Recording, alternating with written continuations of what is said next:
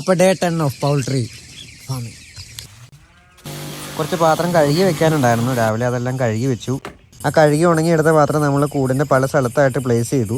എല്ലാ കുഞ്ഞുങ്ങൾക്കും ഒരുപോലെ തീറ്റ കിട്ടുന്നുണ്ടെന്ന് നമ്മൾ ഉറപ്പ് വരുത്തി കഴിഞ്ഞാൽ തന്നെ അൺസൈസ് വരുന്നത് ഒരു പരിധി വരെ നമുക്ക് കുറയ്ക്കാം. പിന്നെ ഡ്രിങ്കർ നമ്മൾ ഡെയിലി കഴുകാൻ പറ്റിയില്ലെങ്കിൽ ഒന്നരാടം ദിവസമെങ്കിലും കഴുകാൻ ശ്രമിക്കുക. പക്ഷെ ഞാൻ ഡെയിലി കഴുകും. കുടിക്കുന്ന വെള്ളവും കൊടുക്കുന്ന തീറ്റയും കറക്റ്റായിട്ട് കോഴിക്കുഞ്ഞിന് കിട്ടുന്നുണ്ട് തന്നെ കയറി വന്നോളും. അപ്പോൾ അടുത്ത വീഡിയോ ആയിട്ട് നാളെ കാണാം. നന്ദിയുണ്ടേ.